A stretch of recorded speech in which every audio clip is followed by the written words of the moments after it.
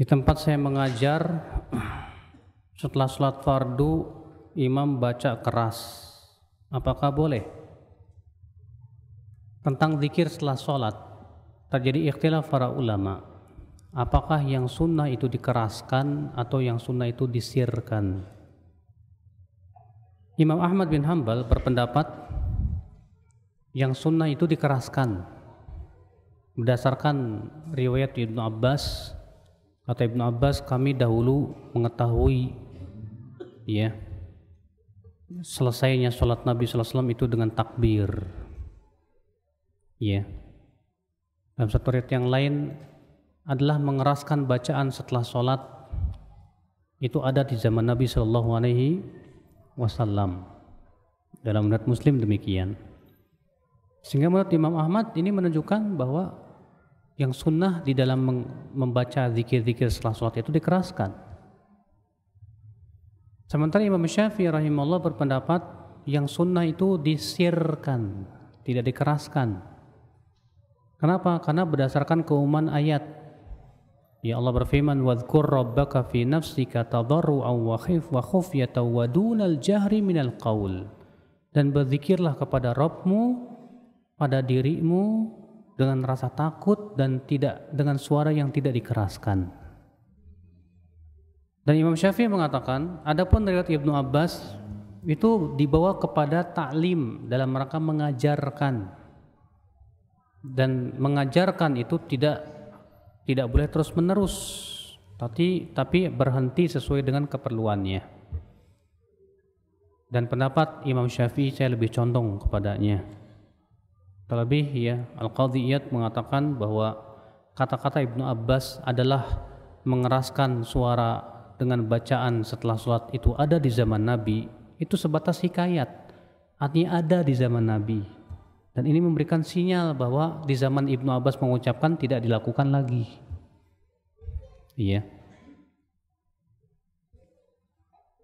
Saya belajar di sekolah tapi gurunya berbeda manhaj. Apa boleh? Manhajnya apa dia?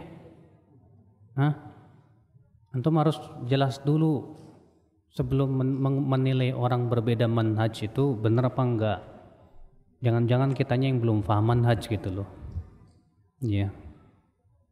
Jangan-jangan kita sebatas menganggap yang namanya manhaj itu begini-begini padahal kita kurang paham. Ini yang harus kita pahami dulu. Kalau memang sudah kita betul-betul periksa, pahami, ternyata dia memang tidak mengikuti manhaj sunnah, dia lebih banyak kecondong kepada pemikiran yang menyesatkan misalnya, maka kita tidak boleh mengambil ilmu dari dia. Kita tidak diperbolehkan mengambil ilmu dari dia. Syekh Dr. Ibrahim Ar-Ruhaili dalam kitab Mauqif Ahli Sunnah wal Jamaah menukil adanya ijma' para ulama haramnya atau tidak bolehnya kita mengambil ilmu dari orang yang punya pemikiran yang menyimpang. Kenapa? Karena kita pasti tidak lepas dari syubhat-syubhat dia. Apabila kita lupa membaca bacaan di saat duduk di antara dua sujud, sementara kita makmum, apa yang harus dilakukan? Apakah kita harus sujud sahwi? Kalau kita sebagai makmum kemudian kita qadarullah lupa membaca sujud di antara doa di antara dua sujud ataupun doa sujud, maka tidak perlu sujud sahwi. Kenapa? Karena kita sudah ditanggung oleh imam. Maka pada waktu itu nggak perlu kita sujud sahwi. Sebab kalau kita sujud sahwi berarti kita termasuk orang yang menyelisihi imam, dan menyelisihi imam itu tidak diperbolehkan ya akhwal Islam. Apakah amalan sedekah seorang anak bisa sampai kepada orang tuanya yang meninggal? Jelas Pak, amalan sedekah anak pasti sampai, insya Allah sampai ke orang tua. Makanya ada seorang sahabat berkata kepada Rasulullah SAW apa? Ya Rasulullah, inna ummi matat faltah. Ibuku meninggal dunia tiba-tiba ya Rasulullah. Wa adhunnuha in takallamat la tasaddaqat, dan aku yakin kalau ibuku masih sempat berbicara ia akan bersedekah. Afa atasaddaqu anha? Bolehkah saya bersedekah untuk orang tuaku, untuk ibuku tadi? Kata Rasulullah SAW, na'am tasaddaq anha. Iya, bersedekahlah untuk ibumu. Hadis ini sharih, jelas banget menunjukkan bahwa sedekahnya anak itu sampai kepada siapa? Kepada orang tua. Bahkan Syekh Albani mengatakan bukan hanya sedekah, bukan hanya doa, bahkan seluruh amal anak sampai kepada orang tua. Kenapa? Karena anak itu hasil usaha orang tua. Sementara Allah mengatakan wa allaisa lil insani illa ma sa'a. Seseorang tidak akan mendapatkan kecuali apa yang ia usahakan. Sementara anak hasil usaha orang tua. Iya. Saya sering mendengar kata-kata Allah dan Rasulnya lebih mengetahui. Apakah itu tidak termasuk kesyirikan? Ya memang diucapkan oleh para sahabat ketika Rasulullah hidup. Ketika Rasulullah bertanya, tahukah kamu ini dan begitu? Para sahabat mengatakan Allah dan Rasulnya yang lebih tahu. Ya, apakah itu menunjukkan kesyirikan? Jelas tidak. Kenapa? Karena memang ya dalam perkara itu yang Rasul yang hanya tahu Allah dan Rasulnya, mimbabil ikhbar. Ya bahwasanya yang tahu itu hanya Allah dan Rasulnya dalam masalah itu. Ya. Bukan berarti bahwa ilmu Allah sama dengan ilmu Rasul, sama sekali tidak ada ya makna seperti itu. Ana pernah mendengar seseorang mengatakan bahwa kita dilarang mengatakan begini, masyita, dengan dalil hadis yang ke-1166 tadi. Apa benar Ustadz? Yang Rasulullah larang itu masya Allahu wa syi'ta. Masya Allahu wa syi'ta. Adapun kalau kita katakan masyita, artinya terserah kehendak kamu, boleh tidak? Tanpa kita katakan masya Allah, tapi kita katakan masyita. Artinya masyita itu artinya terserah kamu. Saya berpendapat boleh. Kenapa? Karena Allah mensifati manusia pun dengan kehendak. Allah berfirman, liman syaa minkum ayyastaqim. Bagi siapa yang mau untuk istiqomah silakan. Dan manusia pun mempunyai kehendak, tapi kehendak Allah mengikuti kehendak manusia mengikuti kehendak siapa? Allah Subhanahu wa taala. Ya.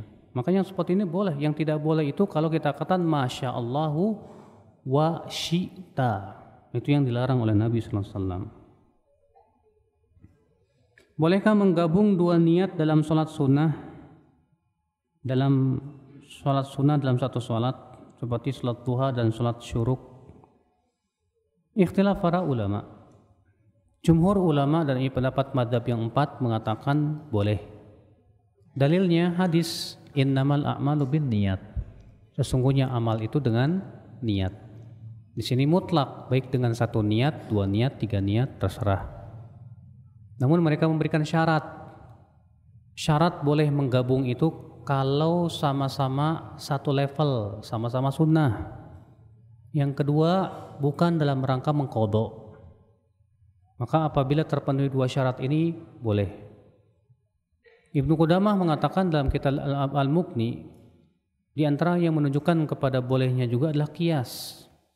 Kalau ada orang yang berhadas besar, berhadas kecil, ya dia pun juga buang angin beberapa kali, maka itu mencukupi untuknya satu wudu. Berarti satu kali wudu untuk beberapa kali hadas. Maka dikiaskan kepada itu, kata Ibnu Qudamah, berarti boleh dua niat untuk satu sholat untuk beberapa kali, ya untuk beberapa niat. Iya. Ketika safar naik angkutan umum, berangkat malam dan sampai tempat tujuan pagi dan matahari pasti sudah keluar.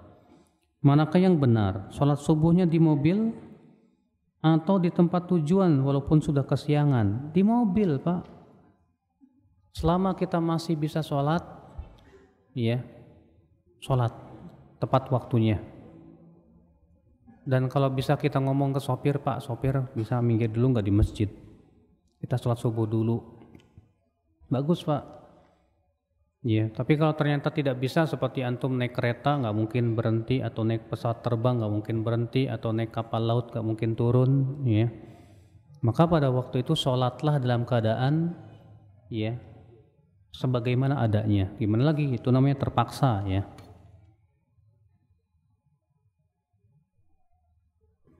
Apa benar manusia bisa lebih tinggi dari malaikat dan bisa lebih rendah dari binatang ternak? Adapun lebih rendah dari binatang ternak, ya hadisnya jelas, ayatnya jelas dalam surat apa tuh? Al-A'raf. Allah berfirman, "Walaqad dzara'na li jahannama katsiran minal jinni wal ins lahum qulubun la yafqahuna biha wa lahum a'yunun la yubsiruna biha wa lahum adhanun la yasma'una biha ulaika kal an'am bal hum adall ulaika humul ghafilun." Sungguh kami telah menciptakan untuk api neraka penduduk-penduduknya. Sebagaimana sifatnya, mereka punya hati tapi tidak digunakan untuk memahami. Mereka punya mata tapi tidak digunakan untuk melihat ayat-ayat Allah. Mereka mempunyai telinga tapi tidak digunakan untuk mendengar ayat-ayat Allah. Mereka itu seperti binatang ternak, bahkan lebih sesat lagi. Ya, Allah juga berfirman, "Laqad khalaqnal insana fi ahsani taqwim thumma radadnahu asfala safilin." Sungguh kami telah menciptakan manusia dalam bentuk yang paling bagus, kemudian kami kembalikan dia ke tempat yang paling rendah. Ya, Allahu a'lam. Ustadz, ana takut rasa cemburu ana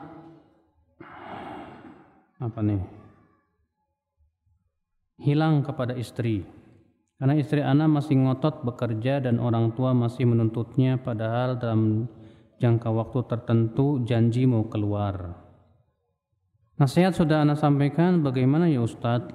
Langkah tegas ana berikutnya, jazakallahu khairan. Bilang ke dia, ya, kamu tidak takut menjadi penduduk api neraka gara-gara kamu memaksiati suami kamu. Ya, Rasulullah bersabda, "Ma ra'aitu uritun nar fa idza aktsaru ahlihan nisa." Aku diperlihatkan oleh Allah penduduk neraka, ternyata kebanyakan penduduknya siapa? Wanita. Kenapa? Kufur kepada suami. Ya. Apa kamu tidak mau taat kepada Allah? Allah mengatakan, "Waqarna fi buyutikun." Wahai wanita, tinggallah kalian di rumah-rumah kalian. Insya Allah aku akan cukupi kamu. Aku bantu juga buat orang tua kamu. Insya Allah. Ya. Nah, berikan dia nasihat-nasihat yang baik, masukan-masukan yang baik. Yakinkan bahwa kamu sebagai seorang suami bertanggung jawab penuh dan tetap insya Allah membantu ya orang tua si akhwat tersebut. Ya, yakinkan. Tapi kalau ternyata ia tetap saja maksiat, nggak mau keluar, tetap mau bekerja dan yang lainnya, terserah antum. Apakah antum akan mencerai atau tidak? Ya, terserah antum. Kalau antum udah nggak tahan lah, nih, ya berarti sudah nggak mau taat lagi pada suami. Ya sudah, ya terserah antum. Kalau memang antum mau mencerai dia, silakan cerai. Tapi kalau antum mau masih memperbaiki dan mau sabar sama dia, ya silakan sampai terus memperbaikinya. Iya.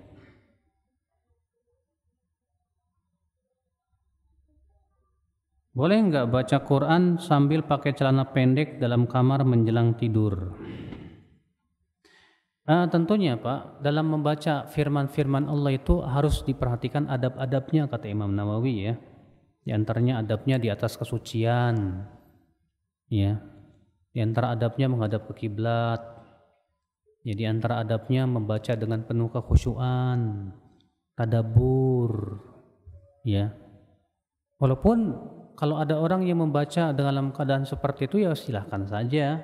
Berdasarkan hadis Aisyah, karena Rasulullah SAW yadhkurullah ala kulli ahyani, adalah Rasulullah SAW berzikir kepada Allah pada setiap keadaan.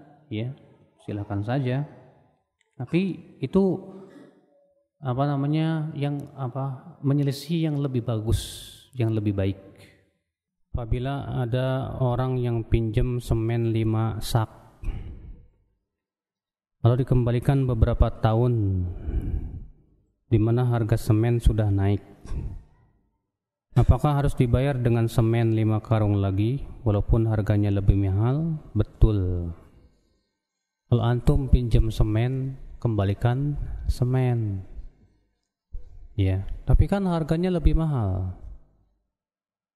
Kita katakan pertama, karena yang kita pinjam itu berbentuk semen, maka harus dikembalikan dengan bentuk semen lagi, kata para ulama, ya, sehingga tidak terjadi padanya riba. Yang kedua, masalah hutang piutang itu berhubungan dengan masalah tabarru, yaitu yang sifatnya akad sosial. Karena itu sifatnya sosial, ya, maka pada waktu itu kalau ternyata harga semen ternyata semakin melambung, kita tidak ada urusan dengan masalah harga semen. Yang penting antum kembalikan semen tersebut berupa semen lagi. Demikian pula kalau antum, ya, pinjam emas, ya, kembalikan dengan emas lagi. Kata Ustadz, boleh sholat subuh terang.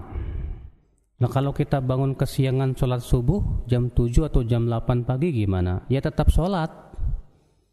Sebab Nabi SAW mengatakan, man nama anis sholat au nasiyaha falyusalliha idza dzakaraha. Siapa yang tertidur dari sholat atau lupa, hendaklah ia laksanakan sholat di saat dia ingat. Nah, kalau misalnya tidurnya kesiangan baru jam 7 bangun, nah di saat dia bangun ingat langsung sholat, ya. Membaca bismillah di waktu sholat wajib atau sunnah itu hukumnya gimana, Ustadz? Bismillah sebelum Al-Fatihah itu wajib. Kenapa demikian? Karena atas pendapat yang rajih bahwa bismillah itu termasuk surat Al-Fatihah, berdasarkan riwayat Al-Baihaqi dalam sunannya, di mana beliau mengatakan wa bismillahirrahmanirrahim ayatun minha. Dan bismillahirrahmanirrahim salah satu ayat surat Al-Fatihah. Dan ini nasun sharih, nas yang sudah sangat tegas sekali menunjukkan bahwa bismillahirrahmanirrahim termasuk Al-Fatihah. Maka kita baca, cuma masalahnya dikeraskan apa tidak. Maka jumhur ulama mengatakan yang sunnah itu disirkan, tidak dikeraskan.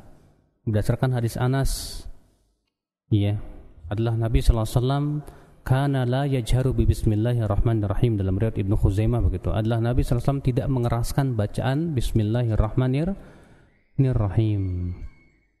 Adapun kalau bismillahirrahmanirrahim itu antum baca sebelum sholat, bismillahirrahmanirrahim, Allahu Akbar, maka ini bisa jatuh kepada perkara mengada-ngada, maksudnya. Karena Nabi tidak pernah, ya, mau sholat baca bismillah dulu, ya. Bagaimana hukumnya meminum air kencing seorang wanita? Mau ngapain, Pak? Minum air kencing perempuan? Ya Allah, ya Rabbi, najis, Pak, nggak boleh, haram, ya.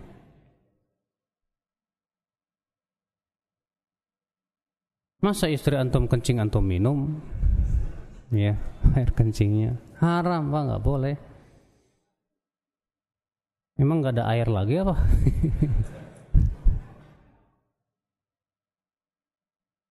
Kalau bayar zakat mal harus sesuai nisab berupa uang.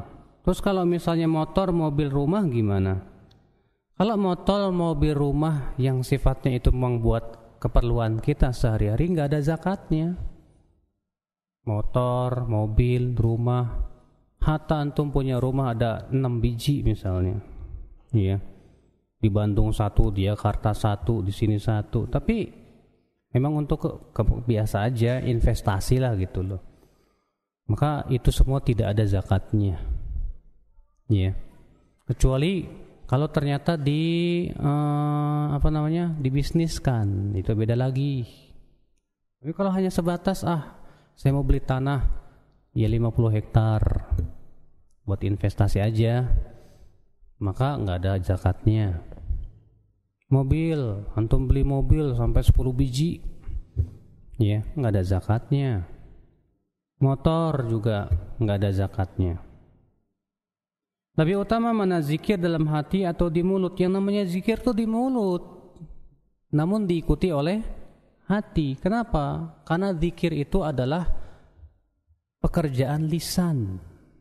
Makanya Nabi SAW sabda, wala yazalu lisanuka ratban min dzikrillah. Senantiasa lisanmu itu basah dengan zikir kepada Allah. Rasulullah mengatakan lisanmu, lidahmu itu. Ya. Apa hukumnya pakai kopiah atau peci? Akhi, pakai peci atau kopiah kata Syekh Albani perkara yang sangat ditekankan dalam sholat maupun di luar sholat. Kenapa demikian? Karena pertama, demikian yang dilakukan oleh Nabi dan para sahabatnya. Mereka selalu memakai penutup kepala. Kalau di zaman dahulu itu dengan memakai imamah, apa itu? Sorban. Bahkan kata Syekh Albani rahimahullah, Rasulullah tidak pernah sekalipun sholat tanpa memakai penutup kepala. Iya. Maka itu menunjukkan bahwa itu sunnah yang sangat ditekankan kepada kaum muslimin. Maka kita pakai. Iya. Kemudian di luar sholat pun juga kalau bisa pakai juga, walaupun memang tidak wajib sih. Ya. Kenapa? Karena itu syiar Islam. Itu yang membedakan kita seorang muslim dengan yang lainnya gitu. Sementara mengagungkan syiar Islam itu termasuk ketakwaan, akhi. Ya. Ana minta didoain Ustadz, baru kenal sunnah, keluarga nggak suka sama ana. Setiap kali mau ikut kajian mereka menghujat, mencaci maki. Ya. Akhi, kalau antum sabar, pahala antum lebih besar daripada yang lainnya. Karena antum termasuk ya orang-orang yang guroba, yang terasing karena berpegang kepada sunnah. Kata Rasulullah, tuba lil ghuraba, pohon tuba bagi orang-orang yang terasing. Ya, karena ia berpegang kepada sunnah Nabi sallallahu alaihi wasallam. Jangan gentar, jangan takut, sabar insyaallah. Ingat, cobaan para nabi dahulu lebih berat dari itu. Ya. Tapi antum tetap berbakti kepada orang tua, tetap berakhlak baik. Naam. Ya, mereka mencaci maki antum, ya udahlah, nggak usah dibalas dengan caci maki lagi, senyum aja. Mereka menghujat antum, udah biarin aja, nggak usah dibalas dengan hujat lagi, sabar aja.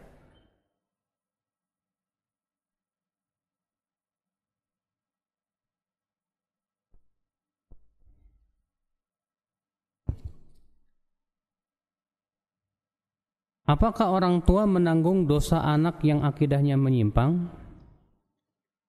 Kalau yang ngajarinnya orang tuanya ya jelas orang tua ngajarin anaknya akidahnya menyimpang, maka si orang tua ini dapat dosanya juga. Iya. Tapi kalau si orang tua sudah mengajarkan kebaikan, tapi si anak ternyata malah nyeleneh gitu loh. Maka Allah berfirman, alla taziru waziratu wizra ukhra. Seseorang itu tidak akan menanggung dosa orang lain, enggak mungkin. Iya, tidak mungkin seseorang menanggung dosa orang lain.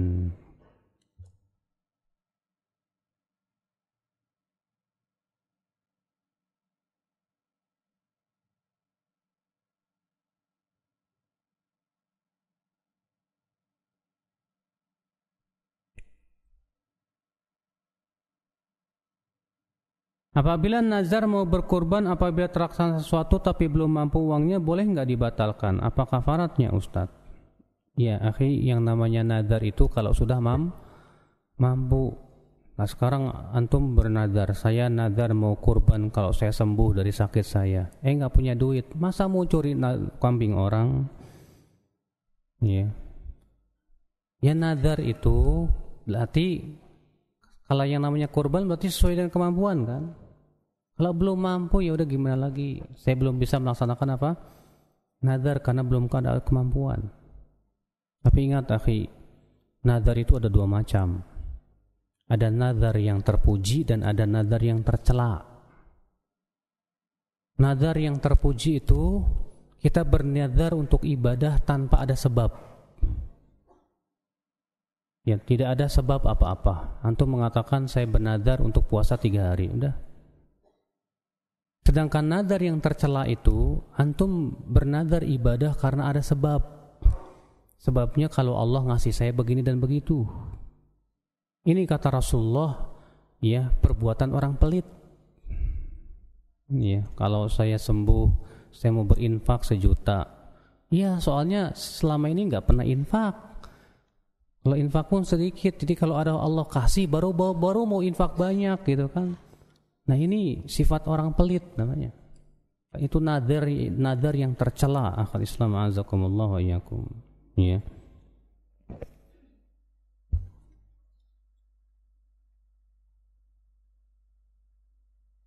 Apakah onani bagian dari dosa besar? Dilarang oleh syariat. Dosa besar bukan, dilarang oleh syariat. Antum tuh jangan biasakan ini dosa besar pada dosa kecil ya. Jangan. Kalau dilarang oleh syariat, tinggalkan tanpa antum bertanya dosa besar atau dosa kecil. Hatta itu dosa kecil, hati-hati kata Rasulullah. Kata Rasulullah SAW, iyyakum wa muhaqqaratidz dzunub. Hati-hati dengan dosa-dosa yang dianggap remeh. Hati-hati dengan dosa-dosa kecil. Karena perumpamaannya kata Rasulullah seperti suatu kaum yang singgah di suatu lembah, kemudian mereka mencari apa? Kayu bakar. Ternyata masing-masing dapatnya ranting, tapi banyak, jadi besar. Makanya kata para ulama, dosa kecil bisa berubah menjadi dosa besar dalam 3 keadaan. Yang pertama, ketika kita melakukannya dengan meremehkan, maka ini bisa berubah menjadi dosa besar. Yang kedua, ya, dosa kecil bisa berubah menjadi dosa besar ketika kita terus-menerus melakukannya. Yang ketiga, apabila yang melakukannya itu seorang yang menjadi panutan, maka dia itu menjadi dosa besar, Pak. Ya, kenapa? Karena dia jadi panutan manusia masalahnya. Ya.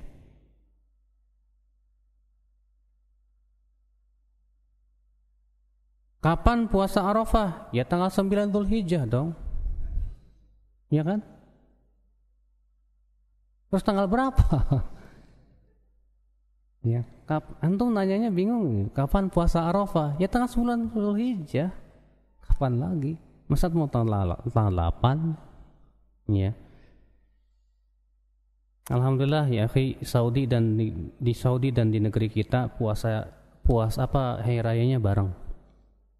Di Saudi tanggal 24, di Indonesia pun tanggal 24. Itu hari Kamis ya kalau nggak salah ya. Iya. Maka orang yang lebarannya tanggal 20, yang lebarannya Rebo, itu aneh bin nyeleneh. Iya.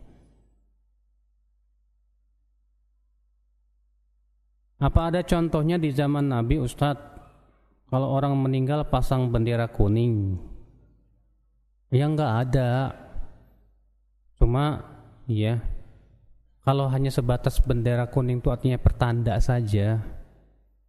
Ya, itu hanya sebatas adat istiadat saja dan tidak ada keyakinan macam-macam. Ya silah boleh-boleh saja. Karena itu hanya sebatas apa? Adat istiadat yang tidak dianggap sebagai sebuah syariat, tidak. Hanya sebatas pertanda saja. Ya.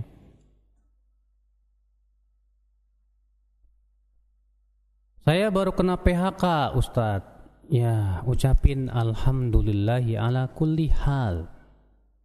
Sebab Rasulullah SAW apabila ditimpa kesenangan, kenikmatan, beliau mengucapkan apa? Alhamdulillahilladzi tatimu bihis salihat. Kalau ditimpa musibah, beliau mengucapkan apa? Alhamdulillahi ala kulli hal. InsyaAllah ada hikmah-hikmah yang besar di balik itu. Sehingga saya tidak bisa menafkahi anak istri selama beberapa bulan mendatang sampai dapat kerjaan baru. Apakah saya harus ceraikan istri saya? Jangan dong. Ya. Kan saya tidak bisa menafkahi, bilang ke istri, saya di PHK, mungkin untuk beberapa bulan ini sebelum saya dapat kerjaan, saya belum bisa menafkahi kamu. Gimana kamu? Kalau istri bilang, ya udahlah, kembalikan saja dulu saya ke rumah bapak saya. Ya udah, balikan aja dulu ke rumah bapaknya. Nah, ya. Tapi kan Pak, harus antum pahami yang namanya kerjaan tuh jangan antum pahami hanya sebatas di pabrik, di kantor. Kerjaan tuh banyak. Kita ini terkadang jiwanya jiwa karyawan, Pak. Maunya enak, dapat jaminan. Harusnya kita ini sebagai seorang muslim tuh harus lebih banyak jadi jiwa pebisnis gitu loh. Makanya orang-orang Yahudi lihat, bisnismen semua rata-rata. Para sahabat bisnismen juga. Ya antum dagang bakso kecil-kecilan, alhamdulillah, yang penting rezeki halal. Walaupun antum bisa ya penghasilannya mungkin sehari dari jualan bakso dapat keuntungan 100.000, ya alhamdulillah. 50.000, ya alhamdulillah. Yang penting antum terus memberikan rezeki, ya. Nah, artinya nafkah kepada istri. Jangan hanya karena antum belum dapat kerjaan dari perusahaan, akhirnya antum diem aja nganggur di rumah. Gak bagus, Pak. Ya. Kerjakan apa saja yang bisa dikerjakan. Seorang muslim tuh bukan orang yang lemah, bukan. Kata Rasulullah, ihris ala ma yanfa'uk wasta'in billah. Bersemangatlah dalam perkara yang bermanfaat untuk kamu dan mintalah tolong kepada Allah, wala ta'jaz, dan jangan lemah, kata Rasulullah. Jangan lemah. Apa yang bisa lakukan? Lakukan. Ya.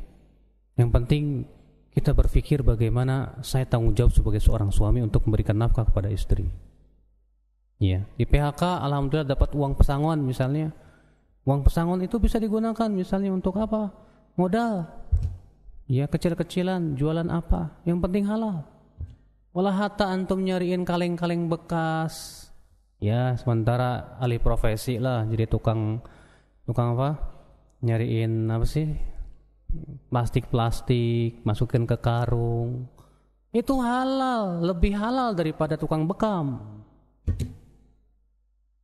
Ya, kenapa? Karena hasil bekam Rasulullah menyuruh untuk memberikan kepada apa? Unta. Walaupun Nabi memberikannya. Tapi kalau antum ngambil gelas-gelas plastik ini antum jual, halal. Ya. Cuman masalahnya ego, Pak, ego. Ya. Rasa malu dan yang lainnya. Ndak ya, akhi. Ya. Mungkin antum ketika antum mencari yang halal itu lebih baik ya berkali-kali lipat dibandingkan dengan orang-orang yang ya mereka itu mencari yang haram walaupun kaya raya. Jauh ya akhul Islam azakumullah. Makanya kata Rasulullah apa? Lebih baik seseorang mengambil tali lalu kemudian pergi ke hutan cari kayu bakar lalu ia jual. Itu lebih baik daripada ia minta-minta kepada manusia. Ya, apa yang bisa kita lakukan, lakukanlah. Ya. Wallahu alam. Assalamualaikum Ustaz. Gimana sikap ana terhadap istri yang mempermasalahkan ana dengan ibu ana atau keluarga ana? Sebab ana selalu memberikan tiap bulan duit buat orang tua dan membantu adik sekolah. Padahal lahir dan batin insya Allah sudah ana penuhi. Mohon sarannya Pak Ustadz. Antum sebagai seorang suami harus tegas sama istri. Ajarkan kepada istri, bilang ke istri, kamu tahu tidak, kewajiban saya terhadap orang tua lebih besar daripada kepada kamu. Iya. Saya wajib untuk berbakti kepada orang tua, memberi orang tua tiap bulan. Saya memberikan nafkah kepada adik. Ini hak saya. Kenapa? Kalau kamu nggak suka, silakan. Ya, saya bisa mencari istri yang lain. Kenapa? Iya. Harus tegas dong. Masa sama istri kayak gitu aja langsung ketakutan? Ya, nggak boleh ya akhi. Soalnya pertama, ya, istri tidak boleh ada hak campur tangan dalam masalah ini. Karena ini sudah kewajiban suami untuk membantu orang tua. Kalau dia membantu adiknya, hak suami untuk beramal soleh. Kenapa? Karena Rasulullah mengatakan bahwa karib kerabat hendaknya lebih dahulukan daripada yang lainnya. Kalau dia sudah memberikan nafkah kepada anak istrinya, alhamdulillah. Ya, makanya ada seorang sahabat berkata, ya Rasulullah, aku punya kelebihan harta. Kepada siapa aku infakkan dan sedekahkan. Kata Rasulullah kepada anak dan istrimu, aku punya lebih dari itu ya Rasulullah. Kata Rasulullah kepada karib kerabatmu. Iya. Maka dari itu ya bilang ke istri ya bahwa ini syariat Allah. Kalau kamu tidak mau mengikut syariat Allah, yaitu terserah kamu, dosa yang kamu yang nanggung. Tapi aku tidak akan pernah berhenti untuk membantu orang tuaku dan memberikan kepada adikku yang sedang sekolah. Dan kamu pun saya tidak akan sia-siakan. Nafkah saya akan berikan kepada kamu lahir dan batin. Begitu akhi ya. Jangan jadi suami yang di depan istri, ya Allah kayak singa ompong. Ya. Gak boleh. Antum harus tegas sama dia. Dalam masalah syariat tidak ada basa-basi. Iya, ingatkan ke istri. Kalau kamu terus mempermasalahkan masalah ini, ya itu terserah kamu. Saya bisa mencari wanita lain yang bisa menaati Allah dan Rasulnya, yang bisa membantu saya untuk berbakti kepada orang tua saya. Ya, begitu Pak. Apakah boleh saya niatkan membaca surat Tabarak untuk memohon agar orang tua saya yang telah meninggal terbebas dari azab kubur? Yang jelas akhi, berdoa kepada Allah untuk orang tua itu sangat dianjurkan sekali. Dan menghadiahkan pahala dari anak ke orang tua pasti sampai. Karena anak itu hasil usaha orang tua. Kalau kita tinggal di negeri kafir, ingin mengkonsumsi daging ayam misalnya, apakah cukup dengan baca bismillah saja? Sedang kita nggak tahu tuh dibaca bismillah atau tidak ketika menyembelih. Ini negeri kafirnya di mana dulu Pak?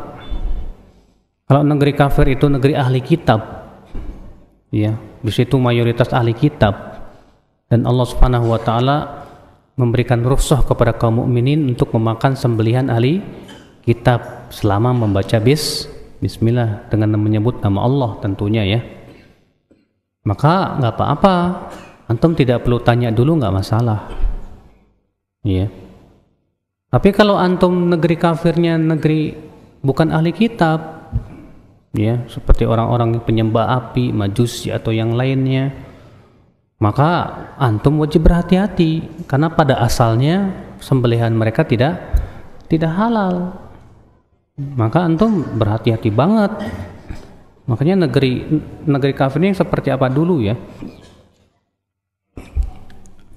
Apakah diperbolehkan sunnah qobliyah subuh diqadha? Dan waktunya kapan? Mengqadha qobliyah subuh boleh setelah sholat subuh langsung, sebagaimana dalam riwayat Tirmidzi, atau setelah matahari terbit, sebagaimana dalam riwayat Imam Ahmad, dan itu yang lebih utama. Yang lebih utama yaitu setelah matahari terbit. Ya. Apakah benar berbaring sejenak di dalam masjid sebelum sholat subuh pernah dicontohkan oleh Rasul? Rasulullah SAW berbaring itu di rumahnya, bukan di masjid. Iya. Makanya terjadi ikhtilaf para ulama, apakah berbaring setelah sholat qobliyah subuh di masjid itu disunahkan atau tidak? Banyak ulama mengatakan tidak disunahkan di masjid. Kenapa? Karena tidak ada satupun sahabat yang melakukan itu. Sebab kalau ada sahabat yang melakukan itu, tentu akan dinukil kepada kita, mereka melakukannya. Bahkan sebagian ulama ada yang mengatakan bahwa berbaring setelah sholat subuh itu, ya setelah sholat qobliyah subuh itu kekhususan Rasul. Kenapa? Karena Rasul itu tidur matanya tapi tidak tidur hatinya. Sedangkan kita habis sholat subuh, habis qobliyah subuh berbaring, blas saja tidur. Akhirnya apa? Kebablasan. Iya, makanya Rasulullah tidak pernah melakukan berbaring itu di masjid, tidak pula para sahabat. Tidak pernah dinukil bahwa para sahabat berbaring di masjid. Jadi rame-rame pada berbaring gitu habis setelah qobliyah subuh. Tidak ada riwayatnya, Pak. Iya.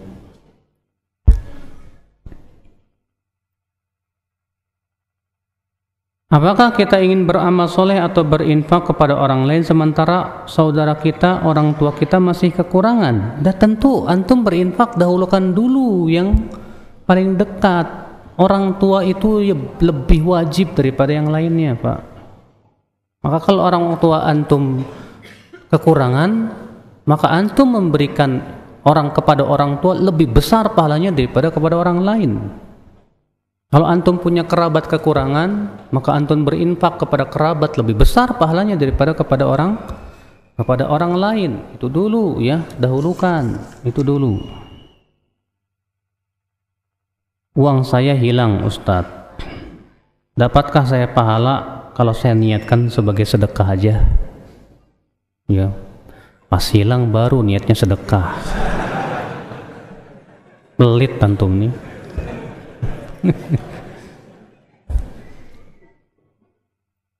Iya, apakah itu bisa kalau uang saya hilang adalah ya, kalau memang diambil orang saya relakan aja lah, maka antum dapat dapat pahala dari niatnya tersebut. Kalau sholat qobliyah sangat ditekankan, bagaimana kalau kita bangun tidurnya kesiangan, sholat subuhnya nggak masbuk? Apa masih ada kesempatan untuk melakukannya selama matahari belum terbit? Antum tetaplah sholat qobliyah subuh. Hatta antum misalnya bangun jam 8 siang, jam 8 pagi, astagfirullahaladzim belum sholat subuh, maka tetap disyariatkan qobliyah dulu. Sebagaimana dahulu itu pernah terjadi pada zaman Rasulullah SAW, di mana Rasulullah SAW pernah dengan para sahabatnya kesiangan, tidak ada yang membangunkan mereka kecuali matahari. Maka kemudian Rasulullah menyuruh para sahabat untuk berjalan dulu, kemudian disuruhnya adzan.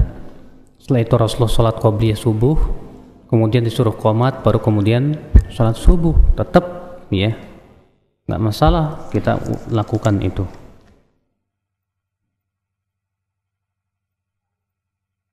Di dalam kitab Sahih Bukhari semuanya dijamin sahih. Lalu bagaimana status hadis-hadis yang ada di dalam kitab Muwatta Imam Malik dan Musnad Imam Ahmad dan sunan-sunan yang lainnya? Sebelum ada Sahih Bukhari, kitab yang paling sahih itu kitab Muwatta. Sampai-sampai Imam Syafi'i mengatakan, ya, aku tidak pernah melihat kitab hadis yang lebih sahih dari kitab Muwatta. Dan itu sebelum adanya Sahih Bukhari. Dan memang Muwatta itu Pak rata-rata hadisnya sahih. Kalau bukan karena tercampur antara hadis dengan apa? Perkataan sahabat. Demikian pula dalam Muwatta itu ada hadis-hadis yang sanadnya mu'dhal. Mu'dhal itu jatuh dalam sanadnya 2 orang atau lebih. Iya.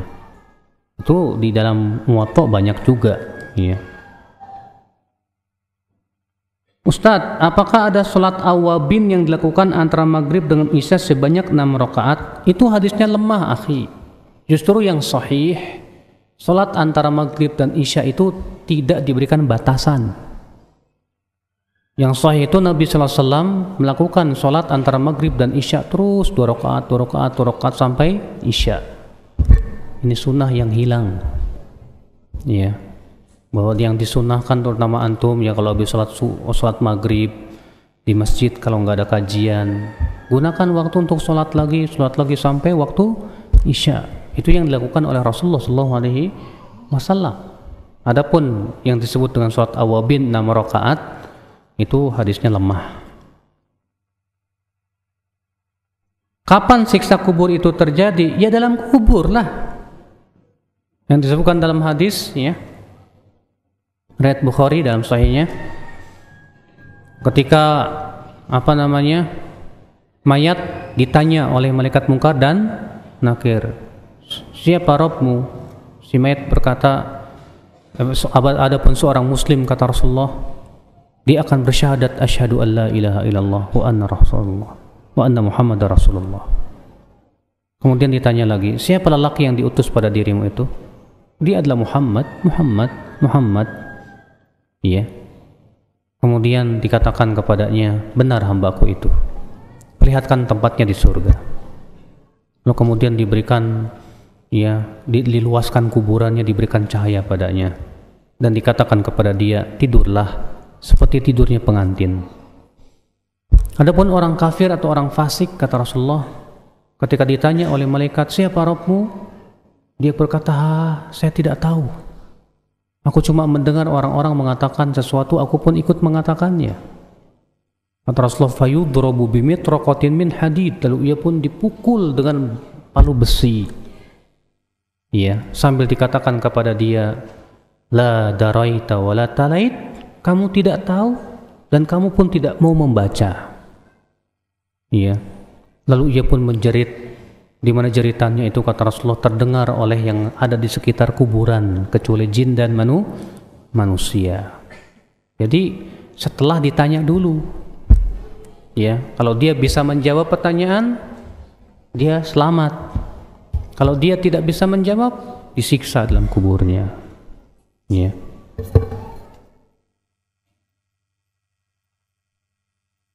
Kalau kita lupa, Ustadz, kita punya utang tapi sama siapa ya? Ya, lupa. Kalau memang kita berusaha untuk ingat-ingat dulu, sudah diingat-ingat masih aja tetap lupa. Ya udah, ya, antum bisa infakkan dengan niat diinfakkan buat si fulan. Ini yang pertama. Atau yang kedua, antum tunggu dulu. Barangkali setelah setahun misalnya ada teman antum datang, mana yang hutang aneh? Oh, si fulan baru. Jadi kalau misalnya, aduh, nggak tahu orang yang entah kemana, kita juga nggak tahu, maka nggak masalah kita infakkan buat orang tersebut, niatkan demikian. Iya. Kalau kita masih tahu karib kerabatnya, bisa ketemu, kasih dia ke karib kerabatnya.